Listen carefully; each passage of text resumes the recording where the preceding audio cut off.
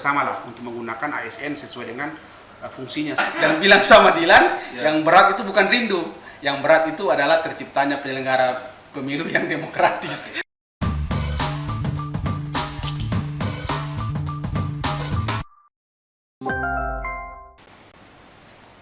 Assalamualaikum warahmatullahi wabarakatuh. Ketemu lagi di podcast Bawaslu Provinsi Sulawesi Tengah. Saya Supriyatmo Lumuan, Ketua Bawaslu Kabupaten Banggai Kepulauan. Hari ini kita akan melakukan podcast pada episode ke-6 dengan tema netralitas ASN. Hari ini kita kedatangan tamu, satu tokoh di Kabupaten Banggai ini, yaitu Pak Dr. Senam Tubija. Terima kasih Pak Dokter sudah hadir di podcast Bawaslu Provinsi Sulawesi Tengah. Pak Dokter ini saya perkenalkan sedikit soal Pak Dokter ini adalah Wakil Rektor 1 bidang akademik di Universitas Tempo Tika. Beliau terakhir menempuh pendidikan di Universitas Pajajaran. Bahkan kalau kita lihat disertasi beliau juga Pak Dokter soal netralisasi, saya kira sangat punya kapasitas soal itu. Baik, tema kita hari ini soal netralitas ASN. Saya kira ini menjadi satu isu yang menarik ketika satu kontestasi di sebuah daerah, apakah itu pilkada maupun pemilu. Saya kira ini menarik Pak Dokter untuk kita diskusikan karena Bawaslu memang ingin memberikan informasi kepada masyarakat soal ASN. Pertama Pak Dokter ingin saya tanyakan, dan saya kira ini juga menjadi pertanyaan publik banyak di masyarakat soal netralitas, agar publik punya pemahaman berkaitan dengan apa itu netralitas. Yang pertama soal konsep netralitas ASN dalam konteks politik hukum. Saya kira ini supaya lebih masyarakat juga lebih paham. Silakan Pak.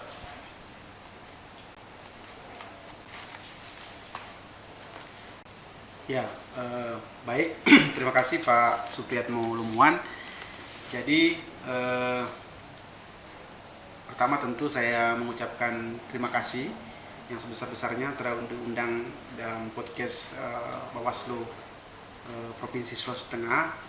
Saya kira podcast seperti ini adalah sesuatu yang positif dan sangat baik, mengingat sekarang ini era digital, ya, di mana seluruh masyarakat, komponen masyarakat, anak muda, ya, terutama anak muda, ini sudah tidak bisa dilepaskan dari IT, ya, IT, sehingga penggunaan IT seperti ini sebagai sebuah metode partisipatif untuk mengajak masyarakat, saya kira sangat efektif untuk kemudian kita jadikan sebagai sarana.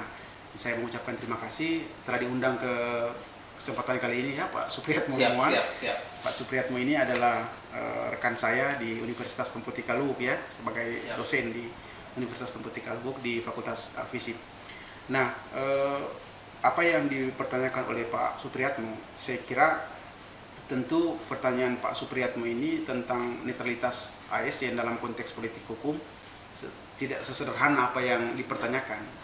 Pertanyaan Pak Supriyatmo Lumuan ini, dia pertama menyangkut secara teoritis akan mempertanyakan tentang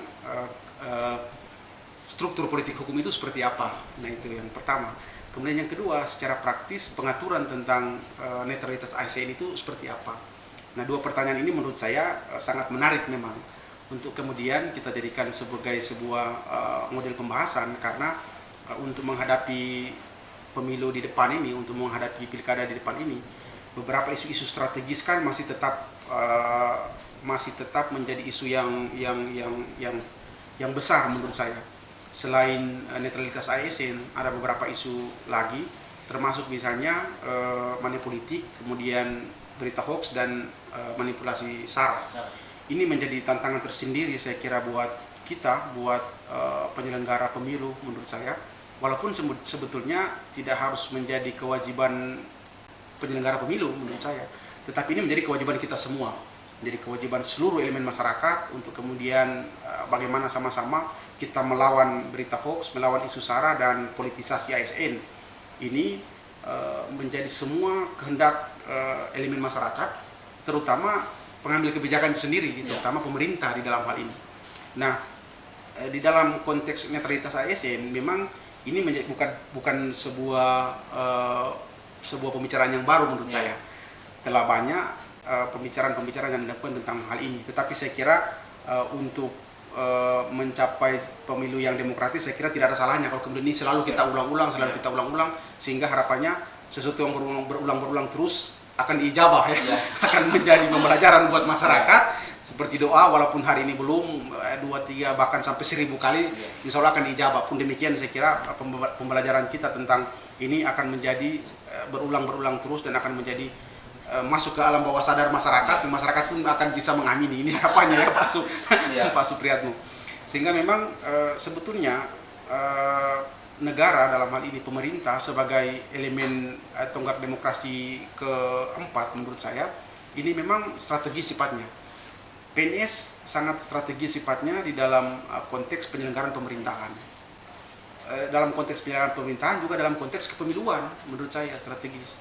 Terutama misalnya kita di Kabupaten Banggai ini, karena saya banyak berkecimpung di Kabupaten Banggai ini. Sepengetahuan saya di Kabupaten Banggai ini hampir 10.000 ASN, hampir 9.800 sekian lah, kurang lebih hampir 10.000.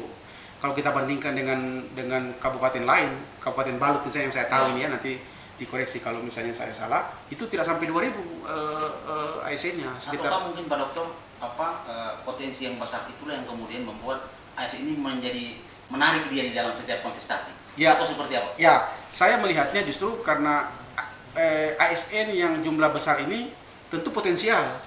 Potensial untuk kemudian kita jadikan sebagai sarana untuk kampanye melawan isu SARA, melawan berita hoax dan melawan netralitas ASN ini bisa menjadi kekuatan. Justru bisa juga menjadi bumerang buat kita apabila kita seluruh elemen ini tidak bekerja dengan baik, tidak bekerja dengan maksimal. Pengawas pemilu, KPU termasuk dengan pemerintah tidak mengelola ini menjadi satu kekuatan. Kekhawatiran kita justru ASN ini bisa menjadi dipolitisasi untuk menjadi kepentingan atau lokomotif partai-partai tertentu atau pemerintah tertentu. Nah, ini kekhawatiran saya. Padahal kalau kita melihat dalam konteks normatif, ini kan pemerintah sudah mengatur sedemikian rupa supaya ASN ini tidak terjebak di dalam politik-politik praktis itu. Muncul undang-undang ASN, kemudian muncul peraturan pemerintah tentang manajemen ASN nomor 13 tahun 2017 itu sudah mengatur sedemikian rupa supaya ASN ini tidak gampang terlibat di dalam konteks politik praktis. Nah, ini harapannya. Bahkan KSN itu telah mengeluarkan sistem merit misalnya. Sistem merit itu kan sistem pengisian di internal birokrasi yang kemudian mengedepankan atau tidak melibatkan unsur politik, unsur SARA, kemudian suku, agama dan ras dalam pengisian jabatan-jabatan tertentu. Nah, ini harapannya tentunya. Jadi begini Pak, ada yang menarik sebenarnya yang sering kita temui ketika saya diskusi dengan para ASN. Memang ada kegambangan yang terjadi di pikiran mereka. Misalnya soal ASN ini kan dituntut untuk netral. Dia harus netral karena memang undang-undang seperti itu. Tapi di sisi lain negara memberikan hak untuk memilih begitu. Artinya kan ada sisi tertentu harus netral, tapi mereka punya hak untuk memilih. Nah, ini bagaimana Pak Dokter melihat kondisi ini? Apakah ini yang kemudian menjadi PNS ini kemudian memilih jalan pintas lah misalnya untuk begitulah di dalam konteks proses mereka menemukan jalan buntu itu. Nah, ini bagaimana solusinya Pak Dokter? Iya, kalau saya melihat ini kan kalau di Kabupaten Banggai ini kan yang menarik justru dengan saya adalah sudah banyak kasus kan ini, banyak kasus yang dilaporkan. Saya belum terima datanya, tapi saya kira pernah beberapa kasus yang disampaikan ke Bawaslu. Bahkan Bawaslu sudah merekomendasikan ke KSN untuk beberapa ASN yang terlibat politik praktis. Artinya bahwa kita di Kabupaten Banggai memang ada kasus itu. Dan justru menurut saya penyelenggara ke depan ini, penyelenggara pemilu khusus di Kabupaten Banggai, dia harus konsen di netralitas ASN ini yang lebih utama. Harus di netralitas ASN karena memang tadi itu jumlah ASN yang begitu besar. Nah, sehingga jumlah ASN yang begitu besar tadi ini harus bisa di-manage, harus bisa dibuat sedemikian rupa oleh penyelenggara, komitmen dari penyelenggara, terutama komitmen dari pemerintah daerah sendiri. Untuk kemudian mari sama-sama kita menggunakan potensi ASN ini supaya tidak terlibat dalam politik praktis dan menggunakan sistem merit. Sistem merit sebagai tonggak utama dalam pengisian jabatan-jabatan birokrasi. Nah, itu harapannya. Berikutnya begini Pak Dokter, memang kan ada persoalan hukum misalnya soal KSN ini yang dianggap ya dia menghukum orang tapi dia memberikan tangan lain, misalnya harus dia merekomendasikan untuk Pemda mengeksekusi.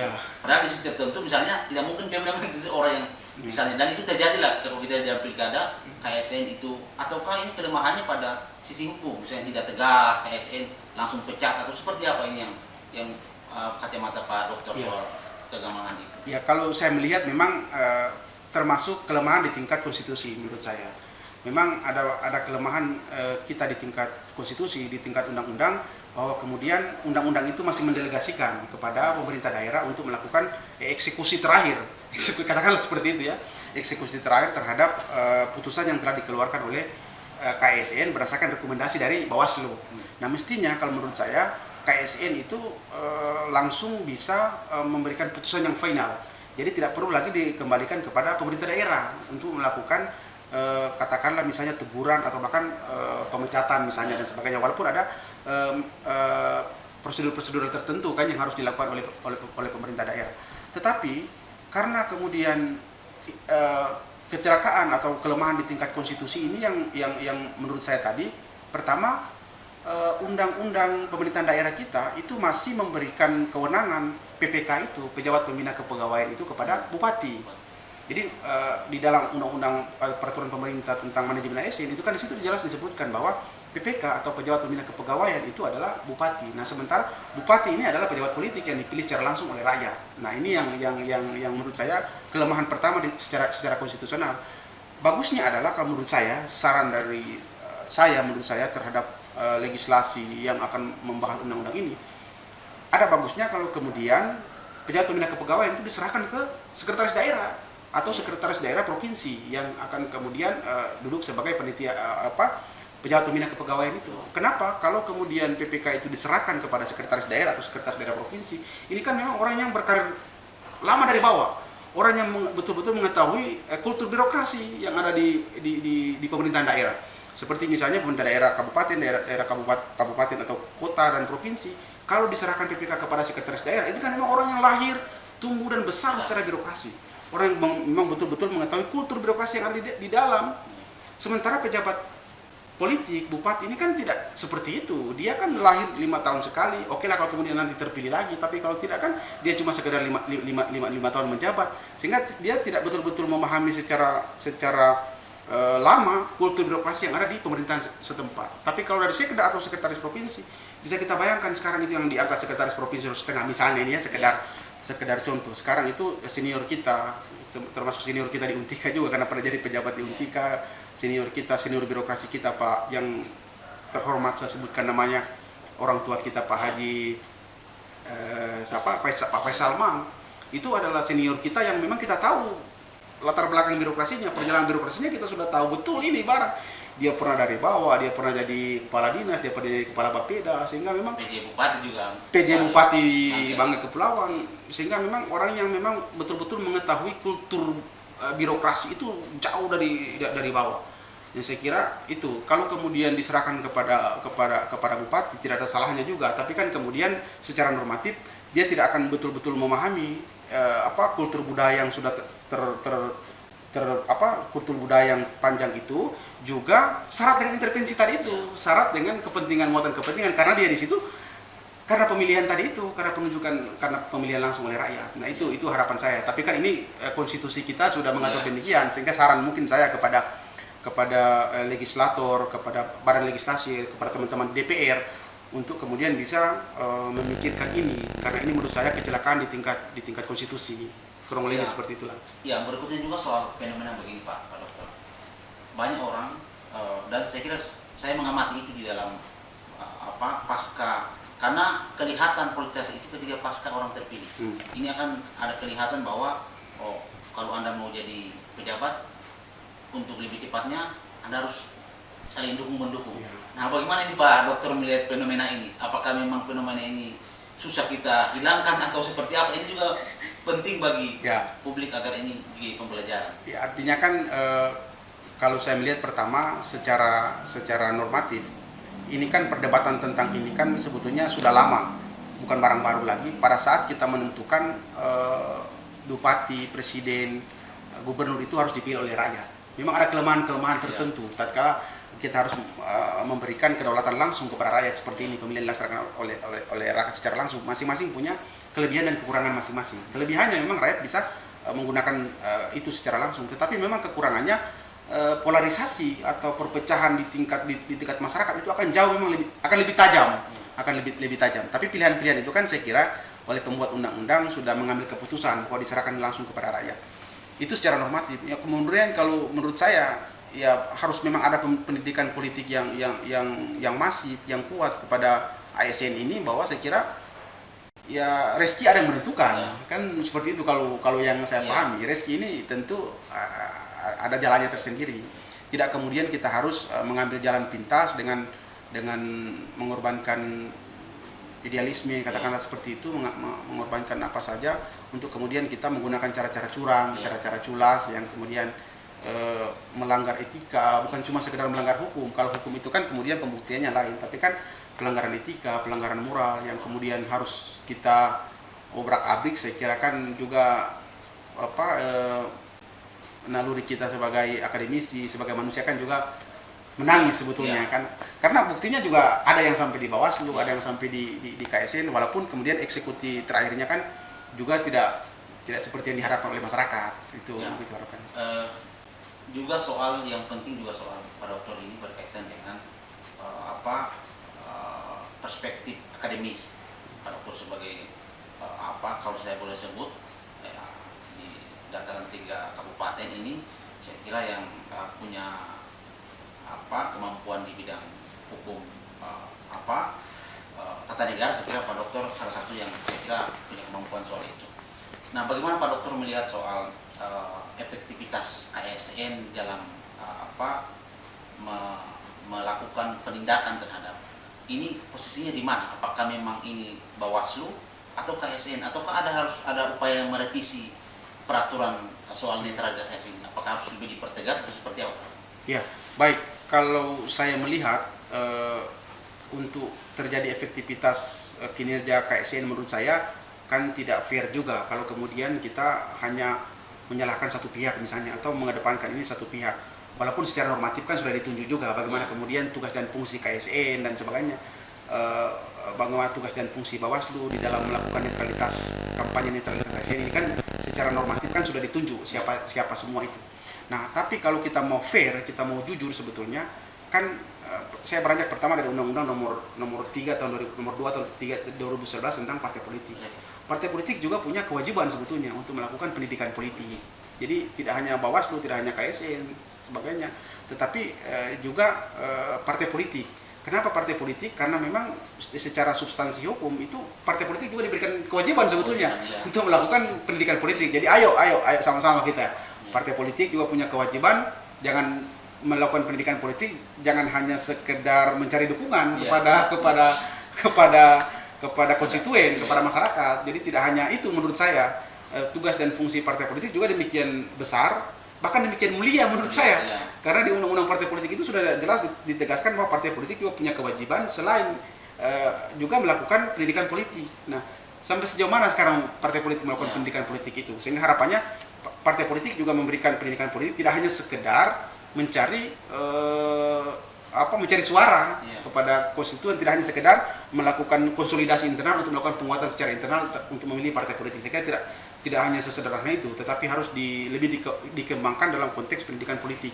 Yang kedua, selain KSN juga punya kewajiban itu, saya kira. Kemudian juga Bawaslu, saya kira Bawaslu juga punya kewajiban itu untuk melakukan pendidikan politik seperti itu. Ayo sama-sama kita, ASN, Bawaslu secara normatif punya kewajiban, tapi saya kira tidak cukup juga semua. Sehingga kalau kita melihat yang mempengaruhi efektivitas untuk netralitas ASN itu kan sebetulnya pertama beranjak dari seberapa berkualitasnya undang-undang yang dihasilkan. Nah, itu kan dulu kita berpikir di situ.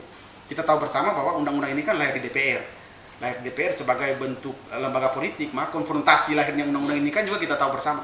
Yang kedua, memang struktur hukum ini, bagaimana kemudian KSN, Bawaslu untuk sama-sama mengkampanyekan netralitas ASN ini kita bantu bersama.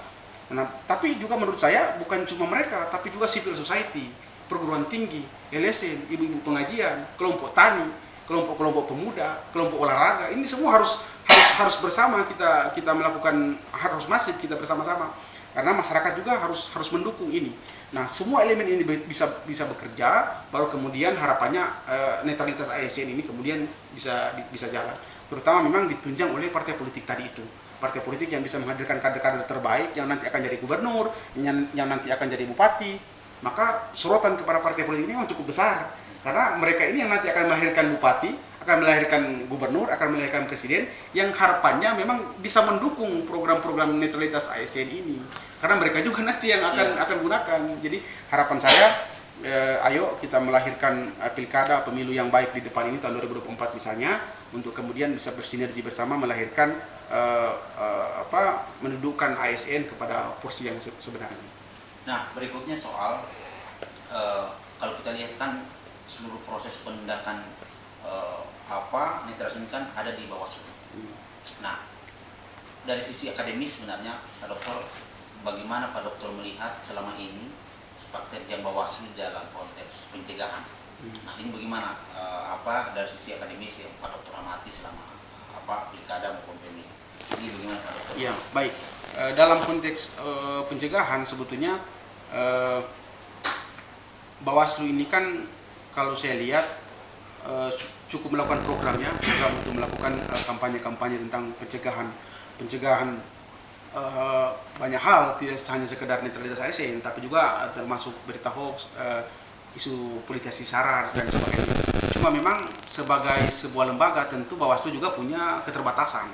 Keterbatasan yang saya maksudkan adalah Bawaslu juga punya keterbatasan personalia kalau saya melihat ya, karena seberapa sih misalnya Kabupaten Banggai misalnya ini 5 orang Bawaslu harus melakukan edukasi politik terhadap 300.000 penduduk. Saya kira ini kan tidak fair juga, harus kemudian kita bebankan kepada teman-teman di Bawaslu. Juga punya keterbatasan anggaran juga kalau saya melihat ya, karena paling kampanye-kampanye tentang penyadaran netralitas ASN itu hanya dilakukan paling 2-3 bulan misalnya, itu pun hanya orang-orang tertentu.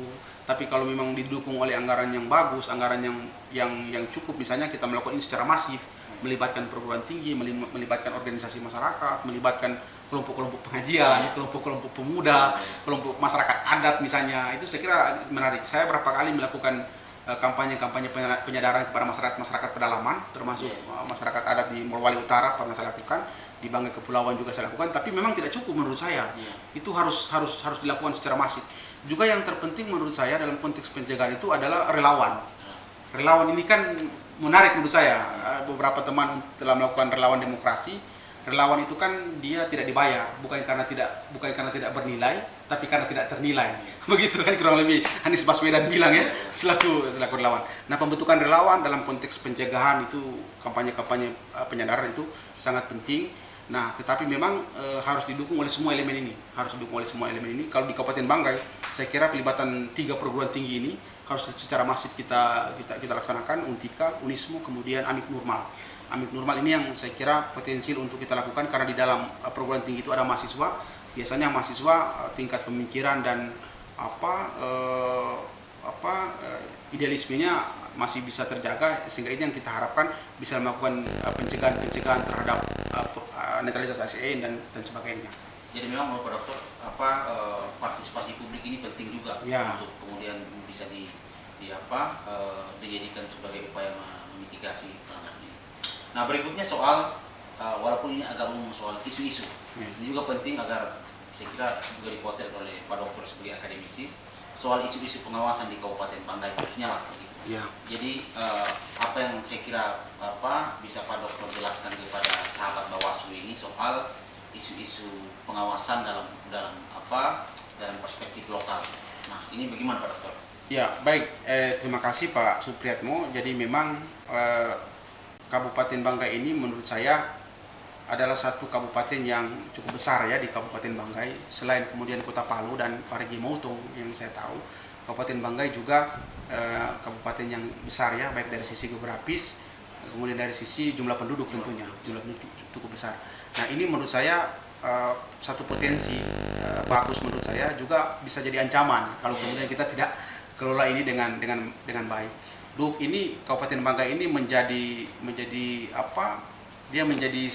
strategis sifatnya karena memang dari sisi ekonomi di sini sudah punya fasilitas yang cukup bagus. bandara sudah ada, kemudian perhotelan dan sebagainya, sehingga ini harus kemudian dikelola dengan baik dalam konteks kepemiluan ini.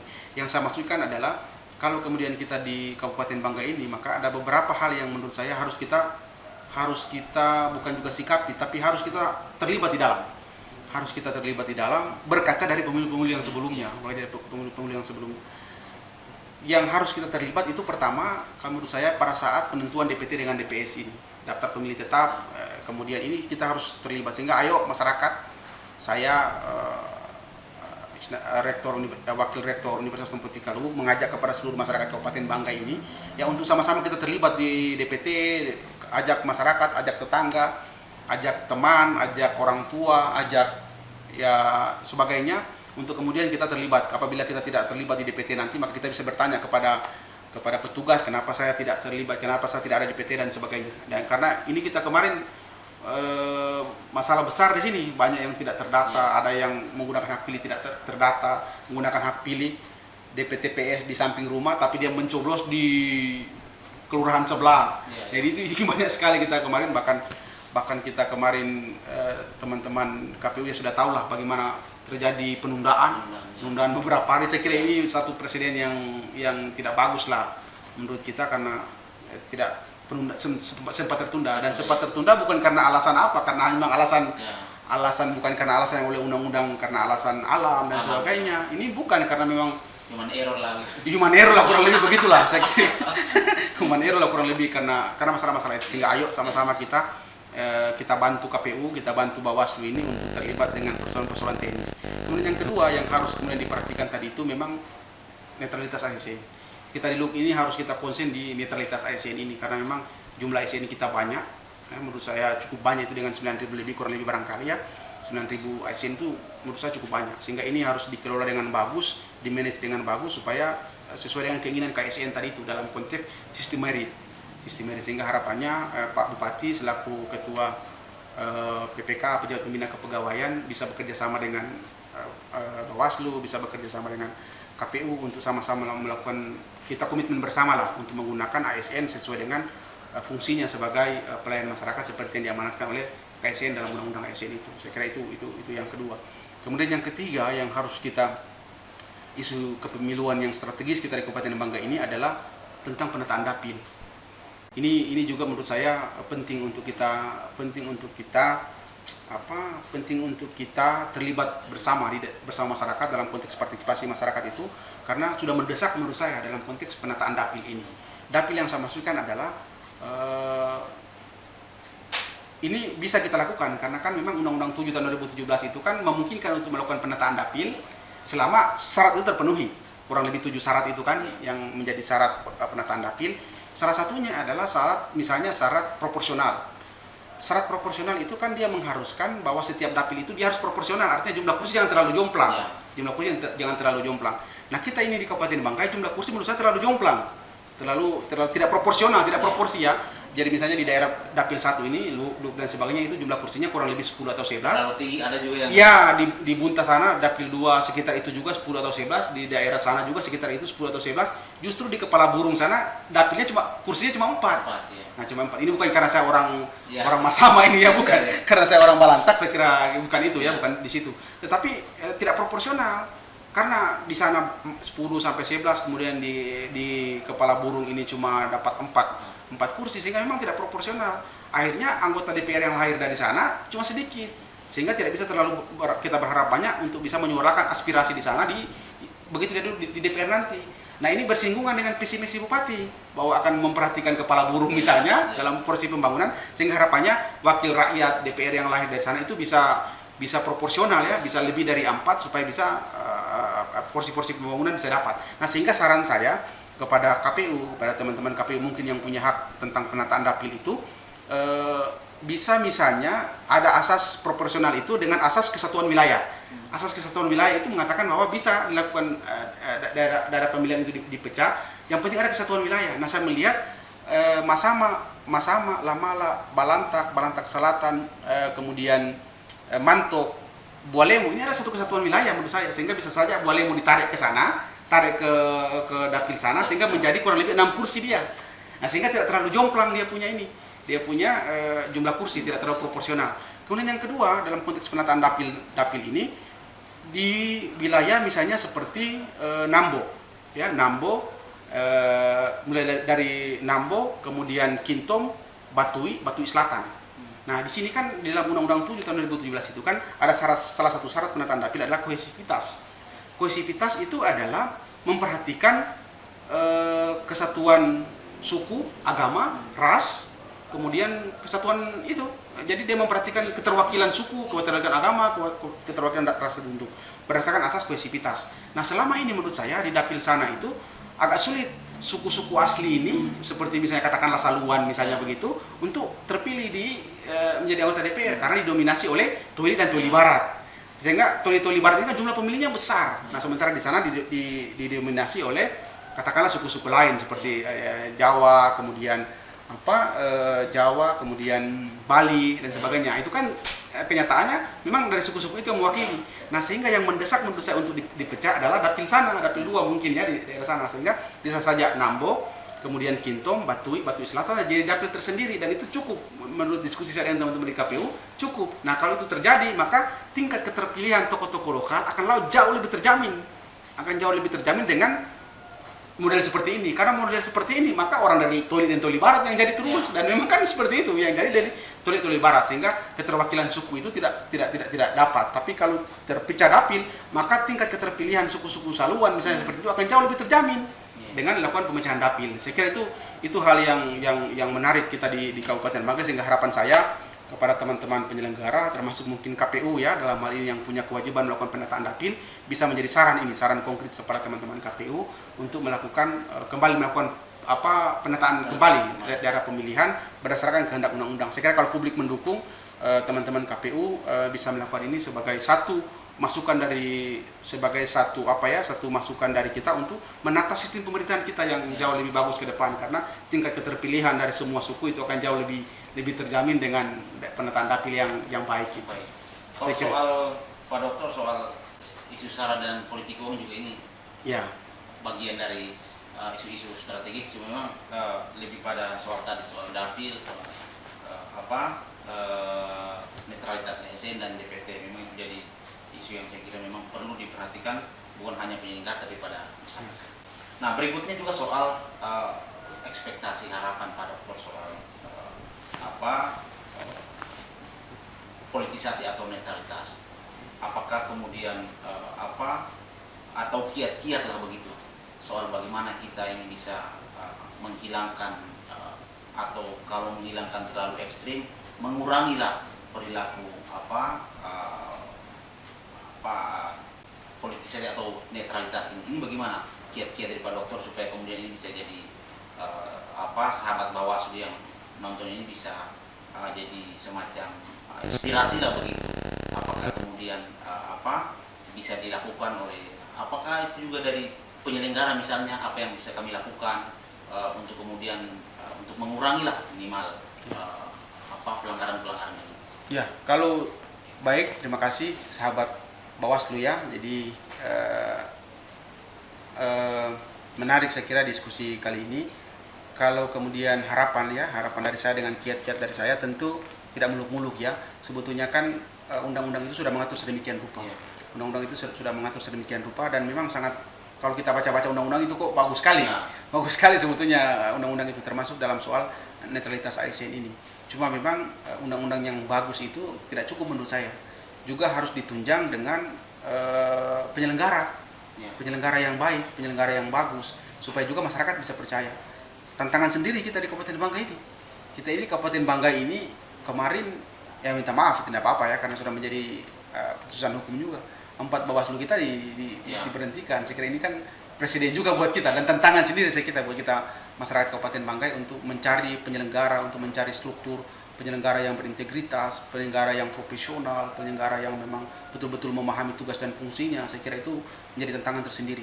Kalau kemudian teman-teman di Bawaslu sudah bisa berlaku profesional, kemudian integritasnya bisa terjaga, saya kira insya Allah. Tidak juga saya katakan bahwa yang kemarin tidak berintegritas, tapi kan sudah jadi fakta hukum, kan seperti itu. Nah kemudian yang kedua yang harus diperhatikan nanti Pak Supriyatno, juga teman-teman Bawaslu, adalah pembentukan lembaga ad hoc nanti. pembentukan lembaga ad hoc di tingkat kecamatan, baik PPK maupun nanti Panwas di tingkat kecamatan maupun di tingkat desa dan kelurahan. Nah ini menjadi strategis karena mereka akan menjadi corong nantinya ini. Mereka akan menjadi corong yang akan berhadapan langsung dengan masyarakat, sehingga pembentukan lembaga ad hoc nanti yang mungkin September barangkali atau Oktober nanti akan dilakukan oleh teman-teman Bawaslu dan KPU ini strategi sifatnya menurut saya, strategi, sehingga tolong dicarilah penyelenggara di tingkat ad hoc yang memang integritasnya bagus, kemudian wawasannya bagus. Bahkan tadi saya menyebutnya di pelatihan tadi itu saya menyebutnya sebagai the man of idea and the man of ethics. Kalau saya menyebutnya ya, tolong carilah orang-orang yang memang intelektualitasnya bagus, wawasan kenegaraannya bagus, cerdas dia berpikir, tapi juga etikanya bagus, etikanya terjaga. Nah, ini yang kita sama-sama mencari. Jadi sekarang ini banyak orang yang cerdas, pintar, wawasannya luas, tapi etikanya belum tentu. Nah ini yang kita mencari orang-orang yang seperti itulah. Harapan saya seperti itu, karena lembaga di tingkat ad hoc di tingkat kecamatan ini memang menjadi corong Bawaslu, menjadi corong KPU untuk kemudian melakukan penyelenggaraan yang baik. Tidak cukup menurut saya, tidak cukup juga ya dengan penyelenggara, juga ditunjang oleh masyarakat. Masyarakat tolong bantu KPU, bantu Bawaslu. Apabila ada pelanggaran netralitas ASN, money politik sara, kemudian berita hoax, tolong jangan hanya berharap sama Bawaslu, tapi tolong dibantu juga. Lapor kepada penyelenggara di tingkat bawah, di tingkat desa. Tolong lapor apabila ada pelanggaran, tolong lapor apabila ini. Bahkan bukan hanya melapor, tapi tolong juga menjadi menahan diri untuk tidak melakukan. Nah ini yang terpenting ya. Jangan juga kan semua di Bawaslu, semua di KPU, tidak. Tapi tolong juga masyarakat dibantu dengan tidak menahan diri untuk tidak melakukan hal seperti itu. Tidak melakukan politisasi sara, tidak melakukan netralitas ASN, tidak melakukan berita hoax dan sebagainya. Kalau ini sudah penyelenggaranya sudah bagus, kemudian dasar kewenangannya juga sudah bagus, masyarakat sudah mendukung, saya kira bismillah, insya Allah semua bisa kita raih dengan dukungan semua elemen ini. Berat memang untuk mencapai pemilu yang demokratis, berat memang.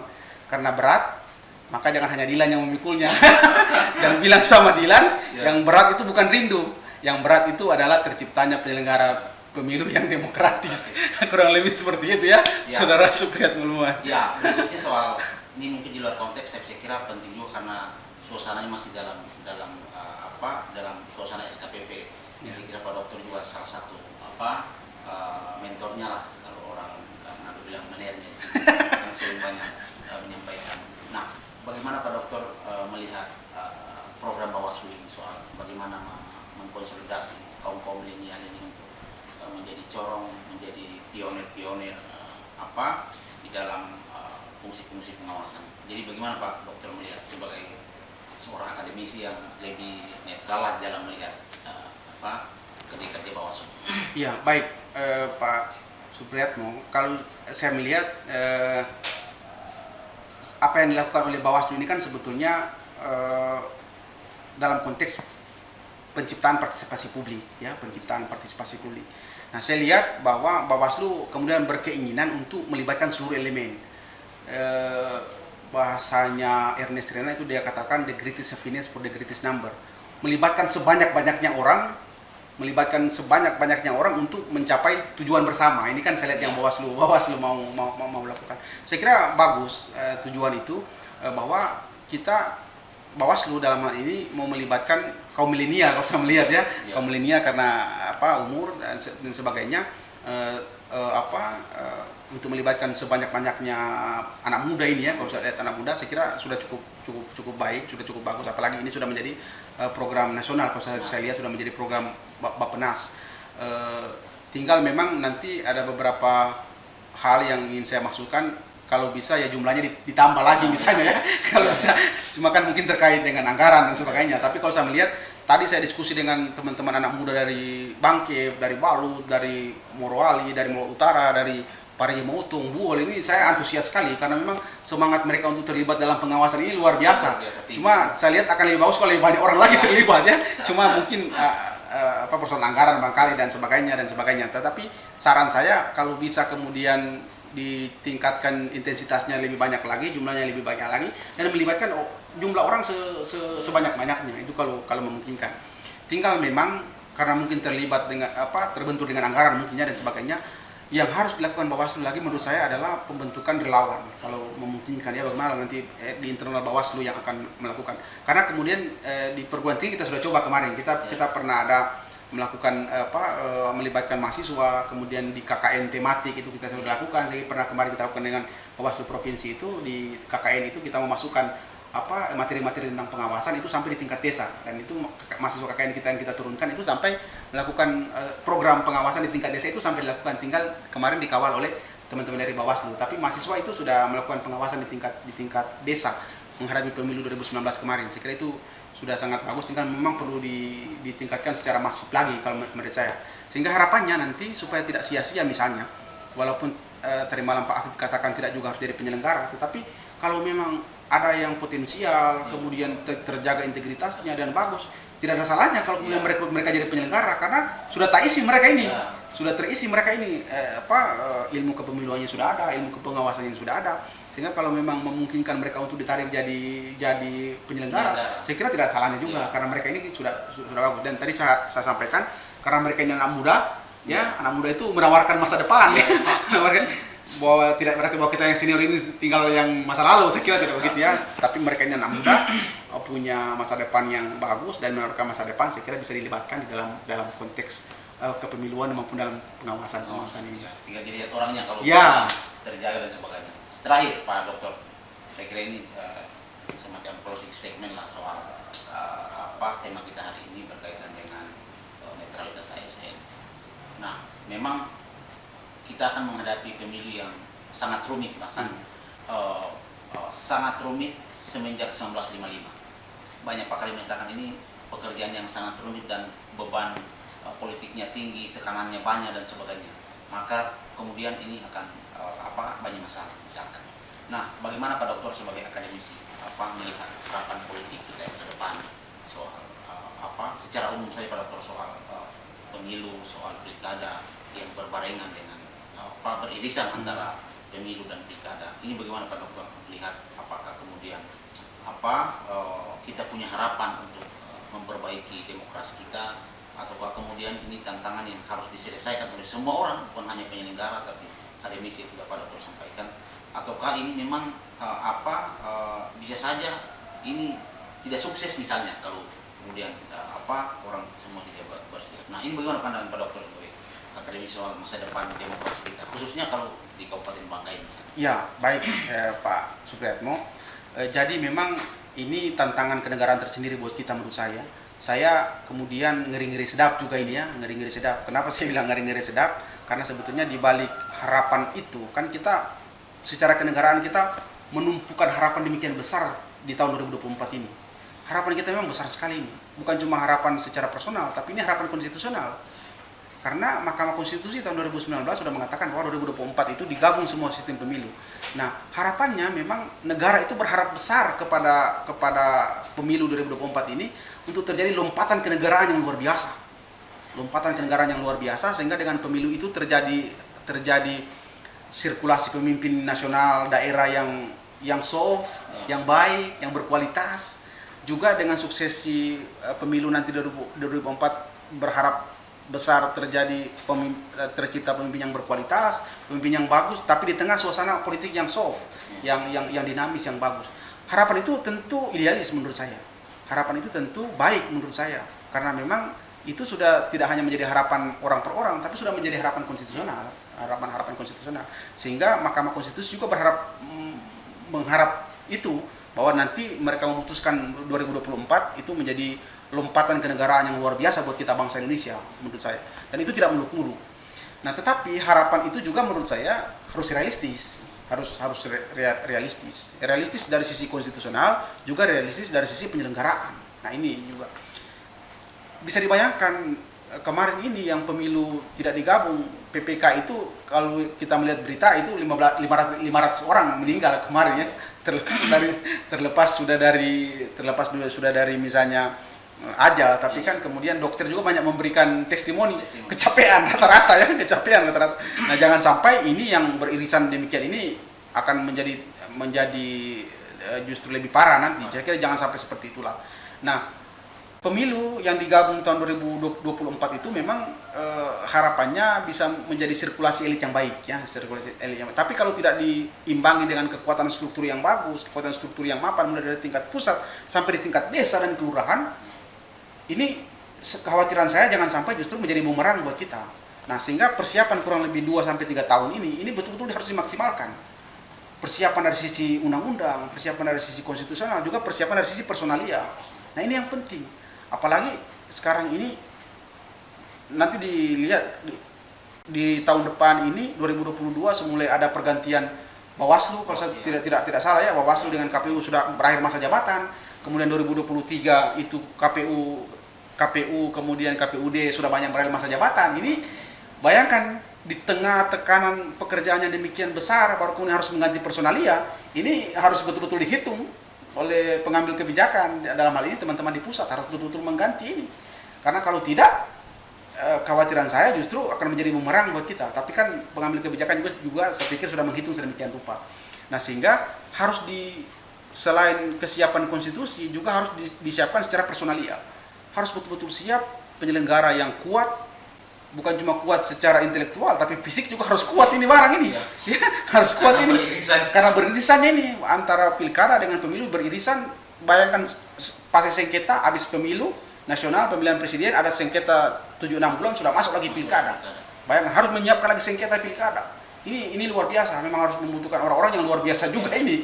Harus membutuhkan orang yang luar biasa. Sehingga kita perlu mendorong masyarakat, ayo kita terlibat, masyarakat yang punya potensi, integritasnya bagus, kemudian cerdas, punya potensi. Saya kira mari kita sama-sama, terutama dalam pembentukan lembaga ad hoc nanti di tingkat kecamatan maupun kelurahan dan desa. Itu harapan di tingkat nasional. Harapan di tingkat lokalita di Kabupaten Banggai, saya kira bahwa kemarin kita ini kan juga pemilu kita di Kabupaten Banggai, kita tahu bersama lah bagaimana gonjang-ganjing kita di Kabupaten Banggai, bahkan sampai di PT Tun, sampai di Mahkamah Konstitusi, bahkan sampai di KPP, bahkan beberapa teman-teman penyelenggara juga harus diberhentikan. Saya kira ini kan hal yang luar biasa. Bahkan di Indonesia ini, kalau saya tidak salah, termasuk cuma kabupaten ini yang diberhentikan 1 kali 4. Saya kira ini kan harus jadi perhatian lah untuk kita masyarakat di Kabupaten Banggai, karena memang dinamikanya juga agak lain. Dinamikanya juga dinamikanya justru jauh lebih berdinamika ya kita di kabupaten ini, sehingga harus betul-betul teman-teman di provinsi mencari personalia yang betul-betul tepat untuk kita nanti, baik di KPU kalau memang nanti ada seleksi, Bawaslu kalau memang nanti ada seleksi, termasuk pembentukan ad hoc di tingkat kecamatan dan di tingkat desa. Kurang lebih seperti itulah Pak Supriyatmo kira-kira. Baik, saya kira banyak pelajaran yang kita dapatkan hari ini. Saya mengucapkan terima kasih banyak Pak Dokter. Ya. Tapi saya tinta mas segar Pak. Rajanya Pak Tende juga ini, astaga.